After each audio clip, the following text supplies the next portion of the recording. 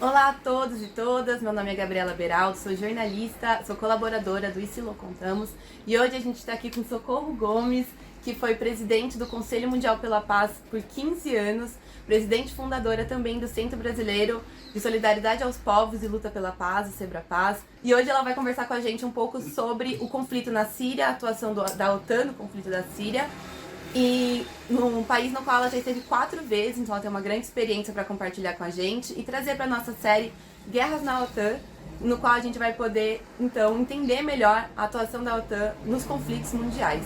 Muito obrigada, Socorro, e por participar e topar falar com a gente hoje. Obrigada, porque é uma oportunidade de compartilharmos. É sim, obrigada. Sou Socorro Gomes, sou militante do Movimento Popular, integrei o SEBRAPAZ, fui a presidente fundadora e fiquei na coordenação do SEBRAPAZ durante alguns anos também, né?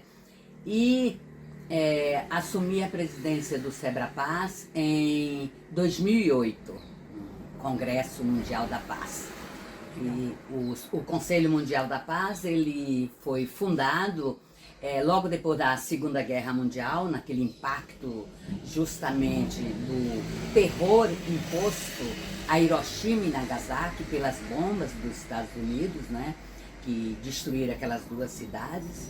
E a humanidade, especialmente os trabalhadores, as mulheres, os jovens, intelectuais, cientistas, resolveram então criar uma organização de paz para impedir uma nova guerra, porque aquele momento foi terrível para a humanidade, né? E assim surgiu o Conselho Mundial da Paz. O primeiro presidente foi um físico, não é? Frederic Joliot-Curie, francês, e participaram pessoas na criação do Conselho Mundial da Paz do mundo inteiro. A América Latina esteve presente em grandes caravanas, né? E assim surge. E desde lá até aqui, o Conselho Mundial da Paz tem travado o combate, a luta de ideias, manifestações, buscando unir a sociedade, não é? Os povos do mundo todo, contra a guerra pela paz. E como foi essa atuação lá? Como você sentiu esses 15 anos que você esteve lá? O que você viu bastante do trabalho? Então, o Conselho Mundial da Paz, ele congrega organizações de vários lugares do mundo. Então, nós podemos, lá tem organizações do Brasil, evidentemente, da Argentina, do Chile, da Colômbia, de todo o continente latino-americano, de Cuba, que inclusive coordena o continente latino-americano para o Conselho Mundial da Paz. Tem uma organização e que integra, é vice-presidente do Conselho Mundial da Paz dos Estados Unidos, uma organização forte, não é? Da Rússia, do Vietnã, enfim, de todos os países, da Síria, de Israel participa, da Palestina. E o objetivo de todas essas organizações é unir forças para impedir a guerra, né? Porque com a compreensão de que a guerra é o que há de pior, de mais nocivo para a humanidade, né? Destrói riqueza acumulada, destrói a humanidade com, vamos dizer, milhares de pessoas, como foi em Hiroshima e Nagasaki. Se nós observarmos as guerras, só as guerras que os Estados Unidos têm promovido nos últimos tempos, já são mais de 1 milhão de mortos, né? Aqui mesmo no nosso continente, no século passado, pelas guerras e as ditaduras, foram 1 milhão de mortos. Tudo isso provocado pelas intervenções do imperialismo estadunidense aqui.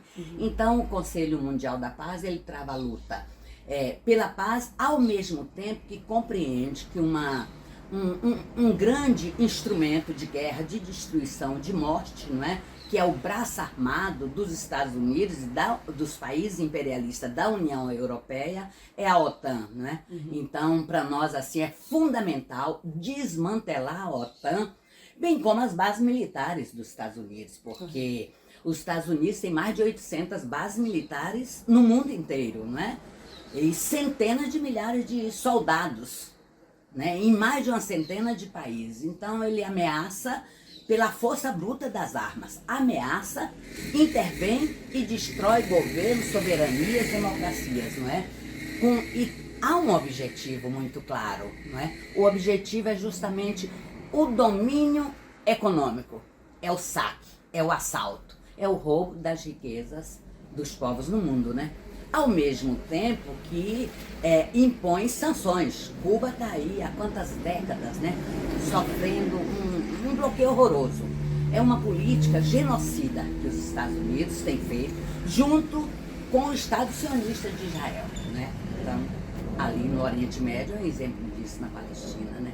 Então, o Conselho Mundial da Paz compreende que para a humanidade desenvolver, evoluir, avançar, é fundamental que se elimine as armas nucleares, que se elimine e desmantele a OTAN e se acabe com as bases militares em nações soberanas. Para isso lutamos. Não, maravilha. E uma questão que me apareceu aqui agora é especialmente o fato de que a senhora, enquanto brasileira e latino-americana, ficou tantos anos na presidência, e a gente sabendo o quanto é importante o papel do Brasil na diplomacia internacional, na resolução de conflitos, que a gente teve agora 4 anos disso bastante afetado, e agora numa expectativa de voltar. Como você avalia, então, a participação da senhora enquanto brasileira e latino-americana? Muito importante participar, até porque essa região aqui é uma região vítima das políticas guerreiristas, das políticas imperialistas, não é? Dessa política militarista que vem de muito tempo, né? Na verdade, se a gente for observar bem, é da natureza do imperialismo estadunidense, vamos dizer assim, a questão da agressão, da intimidação, da imposição do terror, não é?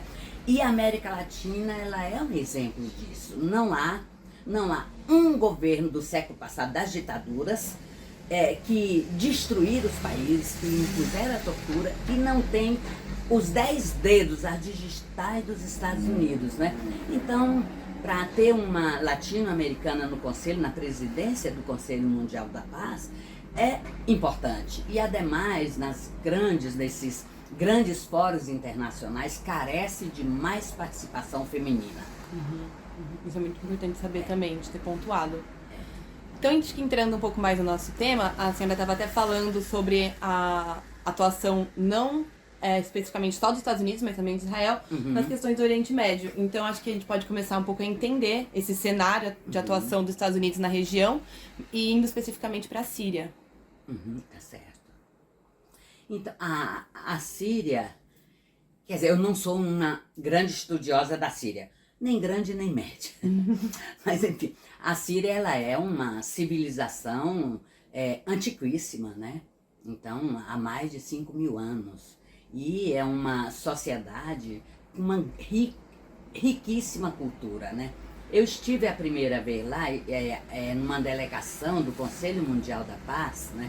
Em 2009, uma delegação do Conselho Mundial da Paz e da Federação da Juventude Democrática Mundial, da FMJD, não é?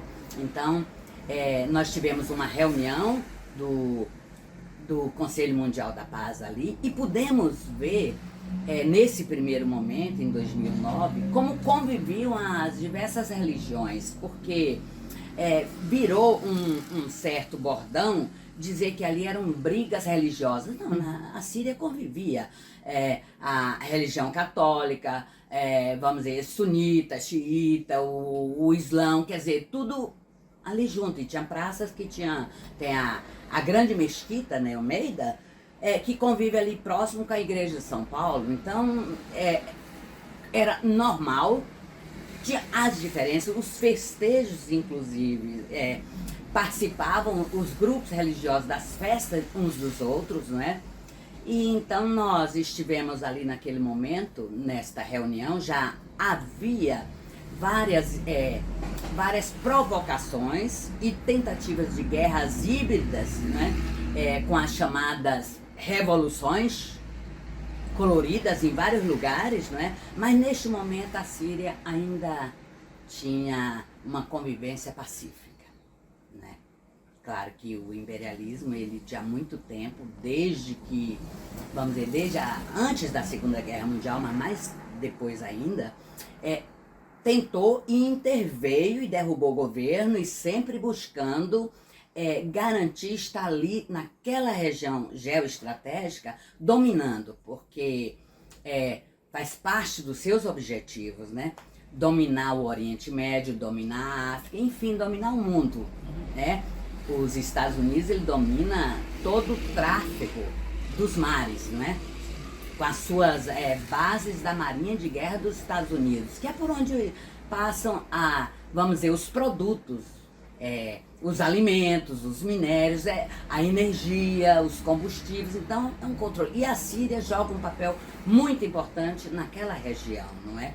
E, portanto, não só a Síria, mas a Síria foi um objetivo junto como as outras guerras que os Estados Unidos promoveram, como o Iraque, né? E sempre usando, vamos dizer assim, um discurso completamente falso. Não sei se você recorda, mas o Iraque, ele dizia que o Iraque tinha armas químicas e mostrava até um vidrinho, não é isso? No entanto, depois o próprio Tony Blair, que foi, vamos dizer, ajudou de forma fundamental a invasão, a destruição, o assassinato de Saddam Hussein, a destruição de um país, não é? Depois disse que não, que a questão não era armas químicas, que não tinha, que a questão era o petróleo. Que os Estados Unidos queriam, vamos dizer assim, se asseorar, não é, do petróleo do Iraque, não é? Depois destruiu a Líbia, que era um país avançado, era um país que buscava, assim como o Iraque, do ponto de vista da educação, do ponto de vista dos benefícios sociais para a população, não é? E destruiu, matou Gaddafi, não é? E hoje tem hordas, não é? E assim estão fazendo com a Síria, né? Qual é mesmo o objetivo? É impor a forma que os Estados Unidos entendem que os outros países devem ser, não é? Porque eles querem não criar países ou estados à sua semelhança, mas criar servos, criar estados e governos subalternos, não é? Especialmente onde há uma grande riqueza natural, que é o caso aqui do nosso continente, que é o caso do Oriente Médio, né? Então, essas guerras e a guerra da Síria tem esse objetivo, né? É dominar, controlar e impor a sua hegemonia, não é? Então, estive em 2009, quando estivemos em 2012, não é? Já a situação era outra, inclusive pudemos observar e ouvir bombas, né, explodindo, não é isso? Já era uma situação difícil. E ali, hoje, depois tivemos um outro momento em 2014 e 2018, né? E a situação já completamente de extrema dificuldade. Evidentemente que o povo sírio, porque reage, né? Reage de uma forma muito unificada, né? Busca uma unidade com todas as dificuldades, né? E ali há o estímulo, a criação, o fomento com milhões e milhões de dólares dos grupos, né, de terroristas, né? Que é fomentado não só pelos Estados Unidos, mas pelas monarquias da região, não é? Então, tudo em nome da democracia. E é interessante os Estados Unidos falarem de democracia. Deveria ser colocado qual é mesmo a democracia dos Estados Unidos, não é? Porque é uma sociedade que os negros ali, eles são, vamos dizer assim, aprisionados quando não são mortos nas ruas, não é? Hoje a população vive, muitos não têm casa para morar, não é? Não tem um hospital, não tem um sistema de saúde público, não é? Então não existe uma democracia. A democracia ali é a democracia do capital, não é? E é justamente o poder das armas e o poder de emitir dólar, né? E a coação, o grande esquema de chantagem e coação. E a Síria está reagindo, está resistindo, teve o apoio da própria Rússia, né, que ajudou bastante, não é? A solidariedade dos povos do mundo, porque a Síria, vamos dizer, ela demonstra uma opinião anti-imperialista e tem prestado solidariedade aos povos, inclusive ao povo palestino, né? Então é uma situação difícil, é uma situação de flagelo, de destruição de um país, né?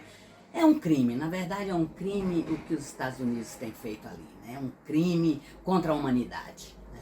Devia estar, inclusive, sendo julgado, não é? Mas normalmente as atuações da autora dos Estados Unidos não são aquelas que são investigadas. Então, eu queria que você contasse um pouco, realmente, nessas visitas que você fez à Síria, o que você viu? E principalmente a partir das conversas com o povo, com as pessoas, como é que era essa relação com esse conflito que inclusive durou muito, muito tempo. Tá certo. Então, Gabriela, primeiro, as mulheres lá jogam um papel na economia. Aquela época, não sei como está hoje, não é? Porque é uma terra destroçada, né? Trabalhavam, dirigiam, entende? Quer dizer, tinham uma vida ativa. E participava do parlamento, do governo, não é? Estivemos também com vários ministros, né? Interessante, no período, inclusive, de grandes conflitos, eles buscavam não paralisar as aulas, garantir que tivesse aula, não é? Então, eles dão muita importância à questão da educação, né? Uma prioridade para eles, não é? E estivemos também... Um momento estive com o presidente Bashar al-Assad também, né? Estivemos uma reunião junto com os companheiros, com a direção do Conselho Mundial da Paz, com a juventude. Fica muito impressionado com, vamos dizer, o tratamento e a forma, né? Visitamos os hospitais, estivemos também em homenagem aos mortos, né? É isso, agora é um povo muito... corajoso, eu achei, porque nesse período as ruas funcionando, o comércio, as mesquitas, nada fechava as portas, não é? Impressionante. Então, é impressionante a coragem, a determinação de defender o seu país, não é? A sua soberania, isso é muito importante, não é? E a unidade em torno do presidente Bashar al-Assad, muito, porque eles tentaram, não é? De toda forma provocar uma mudança de regime. E esse era o objetivo do imperialismo e das monarquias da região, não é? Mas não conseguiram. E nas eleições que assisti, eu creio que foi em 2014, os votos com toda, vamos dizer assim, o conflito, as ameaças, o terrorismo ali dentro, o povo foi às urnas e o presidente foi reeleito com 80% dos votos válidos, evidentemente. Né? É interessante, né? Então há uma grande unidade em torno do governo. Claro que tem seus problemas, evidentemente, com toda essa situação, não deve ser nada fácil, né? Todas as nações têm dificuldades, não é? Extremas dificuldades e ainda mais vivendo décadas sob guerra, sob terrorismo, né? Então, a senhora acha que realmente foi possível ver que existia uma compreensão geral da guerra, no sentido de que eles entendiam que o governo atual deles estava protegendo eles da guerra. Sim, entende que estava defendendo o seu país, a unidade nacional, a soberania do país e a sua existência enquanto nação árabe-síria, né? Então, evidentemente que o imperialismo, ele fomentou vários grupos amigos da Síria, governo livre da Síria, que se reuniu e funcionava em Londres, né? Entende? Então, com o objetivo de desestabilizar e de destruir o governo, né? Assim fizeram, como eles fizeram no Iraque, como fizeram na Líbia e em outros países, não é? Mas na Síria não conseguiram, não é? E de fato eles conseguiram um apoio com a entrada da Rússia como aliada, não é? E apoiando, então a situação ficou melhor, né? Porque evoluiu, né? E eu creio que é isso também que o imperialismo não perdoa a própria Rússia, né? Você se lembra quando a Rússia entrou no conflito, mais ou menos?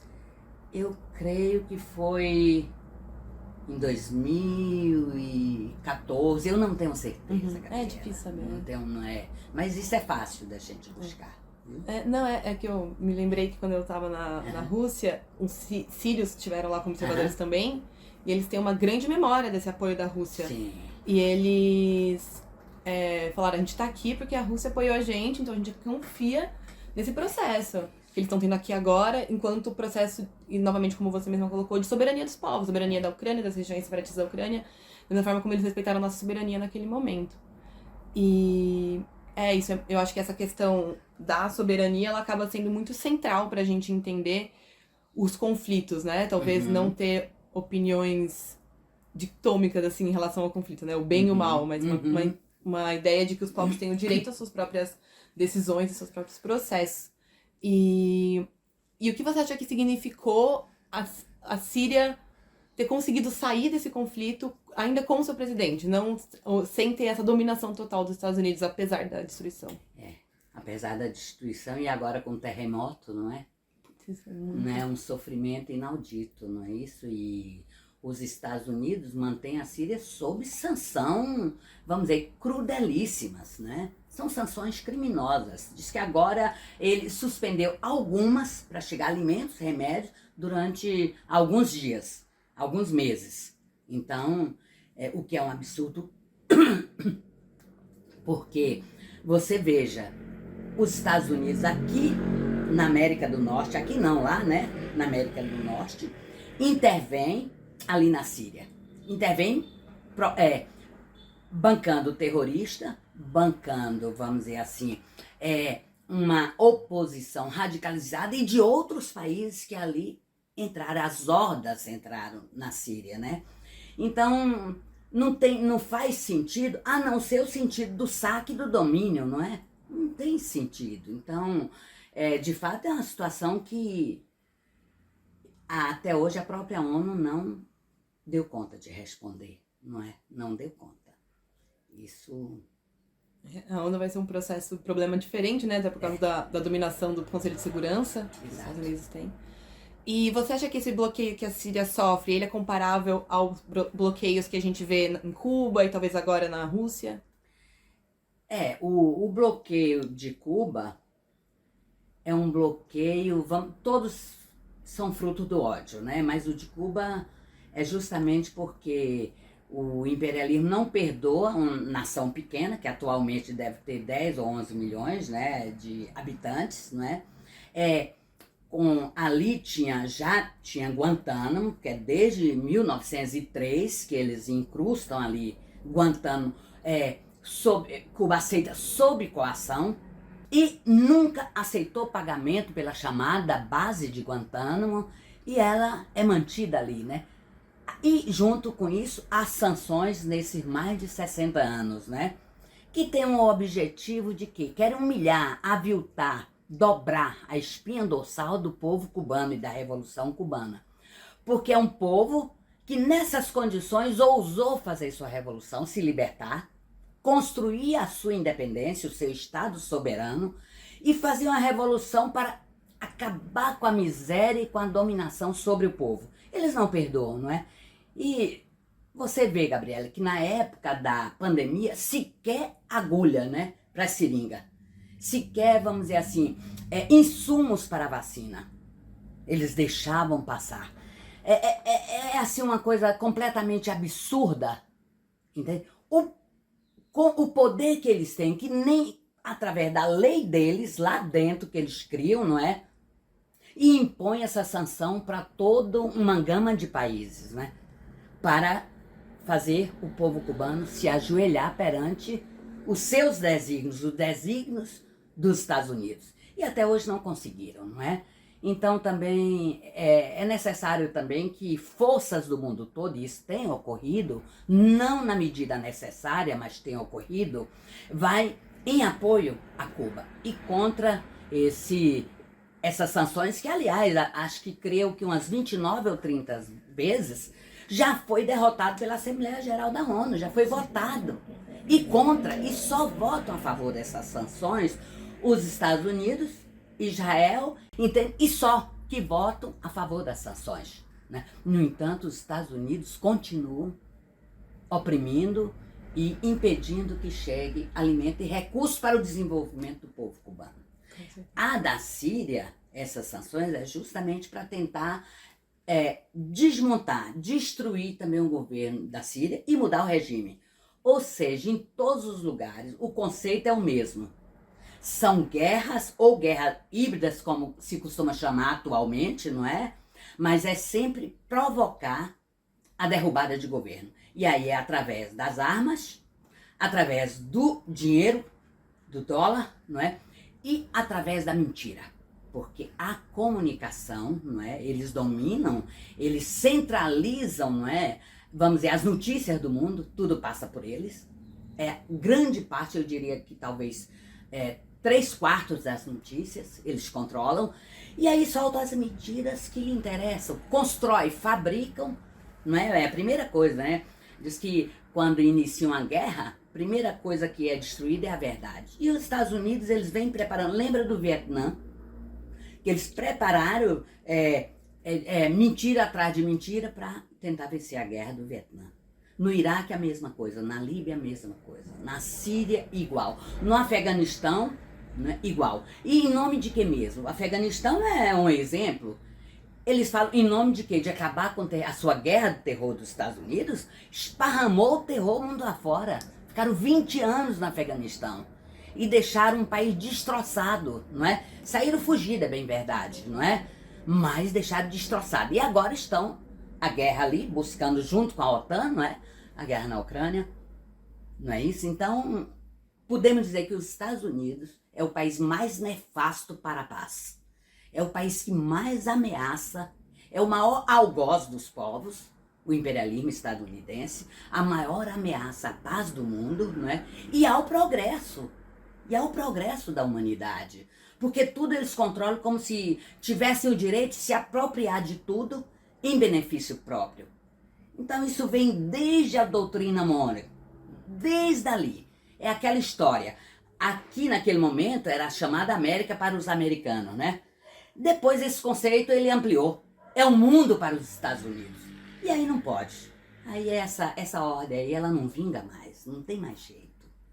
O mundo está percebendo, não é? Realmente. Isso que você comentou agora era o que eu ia falar. Da questão da comunicação, de como tem um controle das informações. Inclusive, pouquíssimas pessoas devem saber que existe um bloqueio à Síria até os dias atuais. Obviamente, completamente justificado como todos os outros. E talvez você quisesse falar um pouco mais sobre essa questão mesmo, de como a gente pode combater essa falta de informação enquanto pessoas interessadas na paz.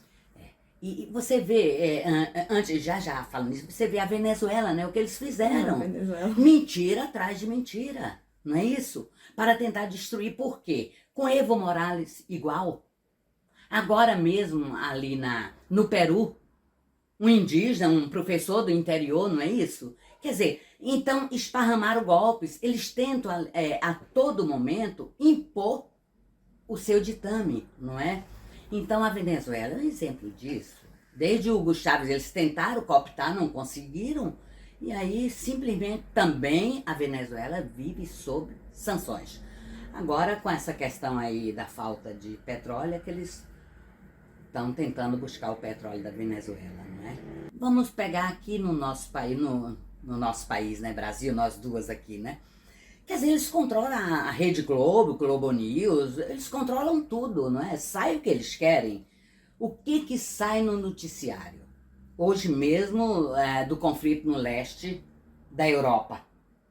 É tipo assim, como se o presidente da Rússia fosse o mal e Biden fosse bonzinho, não é? Entende? Então, é uma mentira brutal, não é? E a todo momento, vários momentos, eles disseram, não, a Ucrânia está vencendo. Disseram que não entrariam na guerra e agora estão enviando, vamos dizer assim, armas a granel, né, a rodo, não é? Inclusive está faltando armas.